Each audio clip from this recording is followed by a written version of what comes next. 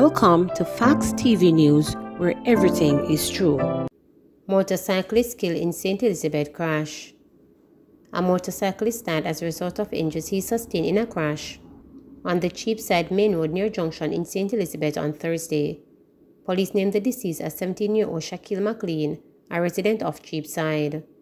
A police report said about 9:30 a.m., McLean was driving a motorcycle on the main road when he collided with a Honda-Fit motorcar. Police say the driver of the motorcar was exiting a minor road. McLean and a male pillion were reportedly flung from the motorcycle on impact. He was taken to hospital where he was pronounced dead. 2 female occupants of the car were also brought to the hospital. A police source said St. Elizabeth has recorded 26 road fatalities from 24 crashes since the start of this year, a decrease when compared to the corresponding period last year. For the past 2 months, September and October, St. Elizabeth recorded 1 road fatality. The source urged motorists to be cautious in traversing the nation's roads, even as the festive season is fast approaching. Mother of 14-year-old boy found wandering in Old Harbour contacted. The mother of 14-year-old Antoine Lewis has been contacted, the police have reported. The Old Harbour police on Thursday made an appeal to the public, seeking assistance to reunite Lewis with his family after he was found wandering in Old Harbour, St. Catherine on Wednesday, November 9. Police reported that Lewis gave his mother's name as Letitia Douglas. However, he was unable to provide any further details.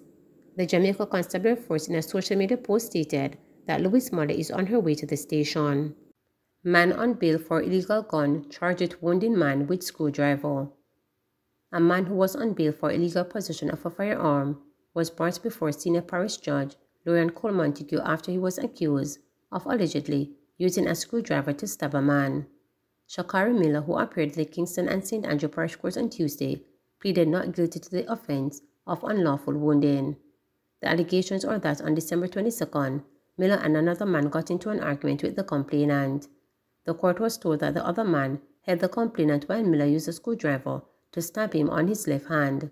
Since the complainant was not in court, a subpoena was ordered for him to present himself to the court. The accused was remanded until December 13, 2022, when the case will be again mentioned.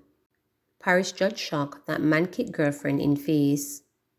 A senior parish judge was visibly upset when she learned that an unemployed 20-year-old man kicked his girlfriend in her face after allegedly breaking into her house. The man, Norman Dickens, pleaded guilty to malicious destruction of property and assault occasioning actual bodily harm. However, he pleaded not guilty to the housebreaking and larceny charge when he appeared in the Kingston and St. Andrew Parish Court on Tuesday. For destroying his girlfriend's cell phone, he was ordered to pay $30,000 to replace it. Dickens was also ordered to pay $80,000 in restitution for assaulting the woman, totaling $110,000. Allegations are that Dickens broke into the complainant's house by picking the lock. He told the court that he saw her speaking with a man and they looked close. According to Dickens, he saw this as disrespectful and an argument erupted between the two, resulting in him assaulting her. The complainant told presiding judge Lorian Cole Montague that Dickens, whom she is no longer in a relationship, him lit me all over my body. When asked what Dickens used to hit her, the woman said he used his hand and feet. "You don't work, but your foot is all over this lady?" the outraged judge said. The complainant revealed that the man who visited her was unable to assist her during the assault because he has a broken leg. Denying the accusation that he broke into the complainant's house and took her cell phone, Dickens said the complainant called him round her yard and disrespected him. However, the prosecution said he actually left with the cell phone, then it was destroyed. The complainant denied ever calling him to her house. A fingerprint order was made for Dickens, and conditions were added to his bail. He was ordered to report to the nearest police station on Tuesdays and Thursdays between the hours of 6 a.m. and 6 p.m. Dickens was also ordered to have no contact or communication with the complainant, and he is not to visit the complainant's home. Dickens is to return to court on November 22nd for sentencing. Residents of Woodville, adjoining communities, cry for help. The over 1,000 residents who live in the districts of Woodville, Flower Hill, and Hillsborough in eastern Hanover are now at their wits' end in getting assistance to repair or replace the damaged Woodville Bridge that they use daily. The residents continue to use the roadway across the bridge despite the fact that it has been ordered closed since April by the National Works Agency NWA and the Hanover Municipal Corporation (HMC). This order was effected when sections of the roadway approaching the bridge, along with the abutment of the bridge, collapsed into the river below, following heavy rainfall in the area. The only thing that left for we do is to go demonstrate in a Lucy or Hopewell, one resident told reporters, adding that such action is far from their mind. The resident contended that the communities are losing patience and may be forced to take action since it appears that no one cares about their situation. Them commit would be one time when the road at the bridge did broke way and make a whole lot of promises, but nothing happened since then, a female resident told reporters. She pointed out that those residents who are fearful for their lives use the long route recommended by the NWA and as an alternative to get to their workplace, school, or to seek medical attention. However, there are others who have decided to take the risk and use the closed bridge. A look under the bridge shows the precarious state of the structure, which appears likely to give way at any time.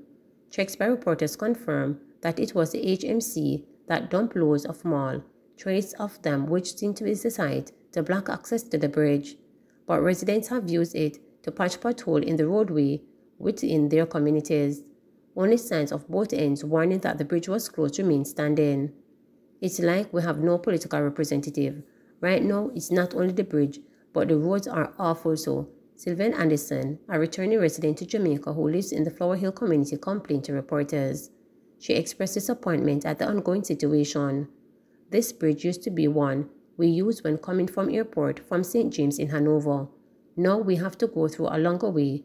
This is from St. James to Westmoreland and then back into Hanover and into Flower Hill, which takes a longer time and is very inconvenient, she stated. Jeffrey Brown, councillor caretaker for Hopewell Division, also expressed disappointment. I am very disappointed and the situation is really disrespectful to the people of the area as the bridge has collapsed since April and several promises were made to the residents and nothing has been done to date, said Brown. He pleaded for a joint effort between the HMC and the NWA to fix the bridge. In April, when the roadway of the bridge collapsed, NWA Communications Manager Stephen Shaw told reporters that fixing or replacing the Woodville Bridge was not within the agenda's reach at that time, pointing out that the money granted for the maintenance and rehabilitation of bridges island-wide in 2022-2023 budget was already allocated. When contacted, Counsel for the Hopewell Division in the HMC, Devon Brown, said, I know we, HMC, have sent off all the documents to the Ministry of Local Government and Development requested of us, which will forward them documents to the NWA, so it's just to do some follow-up on what's the status within the ministry now. Please remember to subscribe, like, share,